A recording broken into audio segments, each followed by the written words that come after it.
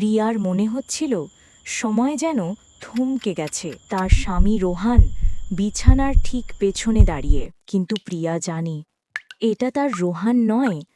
রোহানের শরীর থেকে একটা পচা বাসি জলের গন্ধ আসছে, ঠিক যেমনটা বহুদিন বদ্ধ থাকা কোনো কুয়োর জল থেকে আসে। প্রিয়ার চোখ বারবার চলে যাচ্ছে ঘরের অন্ধকার কোণটার দিকে, যেখানে অন্ধকারের ভেতর জ্বলজ্বল করছে আরও একজোড়া চোখ। অন্ধকার থেকে ধীরে ধীরে একটি হাত বেরিয়ে আসে, মেঝের ওপর ছেঁচড়ে ছেঁচড়ে আসল রোহান আলোর বৃত্তে বেরিয়ে এলো। তার সারা শরীর ভেজা। অন্ধকারের ভেতর থেকে যে অবয়বটি বেরিয়ে এলো তাকে দেখে প্রিয়া নিজের মুখ চেপে ধরল। রোহান ফিসফিস করে কিছু একটা বলার চেষ্টা করছে। প্রিয়া, আয়নার দিকে তাকিও না, ওটা ওটা তোমাকে নিতে এসেছে। দাঁড়িয়ে থাকা রোহান হঠাৎ হেসে উঠল, কিন্তু সেই হাসিতে কোনো মায়া নেই, আছে হাড় হিম করা শীতলতা। সে প্রিয়ার দিকে ঝুঁকে এসে বলল, কাকে বিশ্বাস করছো প্রিয়া?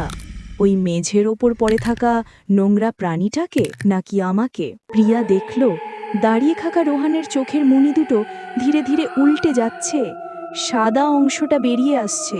সত্তাটি ফিসফিস করে বলল, সত্যটা দেখো প্রিয়া। প্রিয়া কাঁপতে কাঁপতে ড্রেসিং টেবিলের আয়নার দিকে তাকালো, আর তখনই তার পায়ের মাটি সরে গেল। আয়নায় দাঁড়িয়ে থাকা রোহানের কোনো প্রতিবিম্ব নেই, সেখানে শুধু দেখা যাচ্ছে মেঝের ওপর পড়ে থাকা সেই অসহায় রোহানকে। প্রিয়া বুঝতে পারল যে দাঁড়িয়ে আছে সে রক্তমাংসের মানুষ নয়, সে এক অতৃপ্ত ছায়া। রুমের লাইট দপ করে নিভে যায়, অন্ধকারে শুধু দুটো সাদা চোখ দেখা যায়, যা দ্রুত প্রিয়ার দিকে এগিয়ে আসছে। প্রিয়ার আর্তনাদ, এবং তারপর সব চুপ। অন্ধকার ঘরটা যেন হঠাৎ জলে ভরে যেতে লাগলো। আসবাবপত্র সব ভাসছে, সেই পচা জলের গন্ধে প্রিয়ার দম বন্ধ হয়ে আসছে।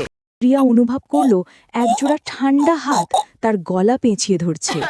সে বাঁচার জন্য ছটফট করতে লাগলো, কিন্তু সেই শক্তি ছিল অপ্রাকৃত। শেষবারের মতো সে শুনল সেই ফিসফিসানি, এখন থেকে আমরা সবাই আয়নার ওপাশেই থাকব। পরের দিন সকালে যখন পুলিশ দরজা ভাঙল, ঘর ছিল সম্পূর্ণ খালি।